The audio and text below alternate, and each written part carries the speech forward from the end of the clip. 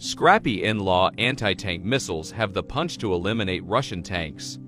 The next-generation light anti-tank weapon, or in-law, was provided by the British before the war in January. The Ukrainians are setting up counterattacks and ambushes in the suburbs of Kiev on Russian armored columns using the in-law. The in-law system is proving its mettle. Since the in-laws came over before the war started, they were able to be distributed widely to soldiers, and the Ukrainians are taking the initiative to blast Russian armor.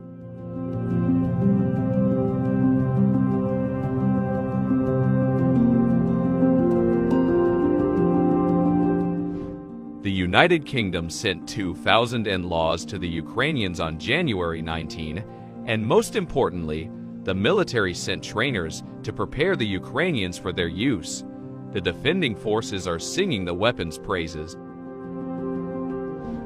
According to the Daily Mail, whose reporters visited the front 50 miles north of Kiev, Lieutenant Colonel Igor Bezygluk exclaimed, "God save the Queen." Bezygluk also said the in-law is a game changer. The officer continued with his praise. "Thank you to Great Britain for giving us the in-laws. Anything that can help us to defend our country is very well received.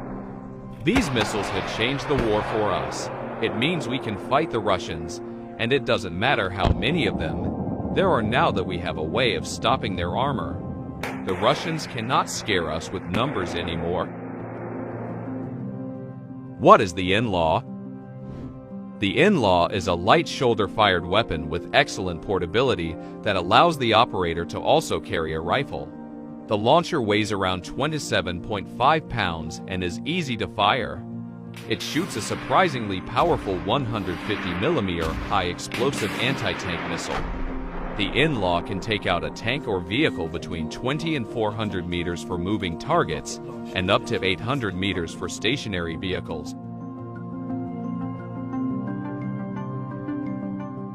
In-law is easy to use. Operators just have to look through the sight, line up the target, and hold for 3 to 5 seconds before firing. Then the predicted line of sight inertial navigation and guidance system takes over, and the rocket blasts out of the tube at 440 miles per hour. So, it's fire and forget. Like the Javelin, the in-law can target the top of a tank's turret, where the armor is usually the weakest part.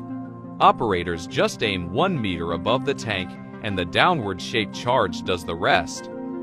One disadvantage of the in-law is that it is one shot, one kill. Operators get only one missile to hit pay dirt, then the tube is disposable. That's why the British and other countries that have in-laws will have to send more. In-laws are also not cheap at $40,000 a unit. Perfect for dismounted fighters who can hide in buildings.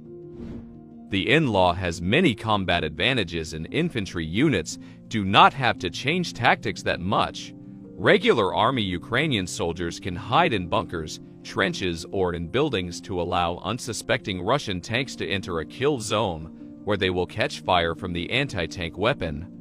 Many soldiers will likely opt to shoot from atop buildings for a better downward angle against Russian armored vehicles. Another advantage is that their ease of use can be taught to less experienced reserve territorial defense fighters. The Ukrainians are already engaging in suburban residential street-to-street fighting and expect more of this urban combat in the future as the Russians conduct assaults into the surrounded cities. The in-law will be one weapon that the Russians have to deal with that will bring terror to many tank crews.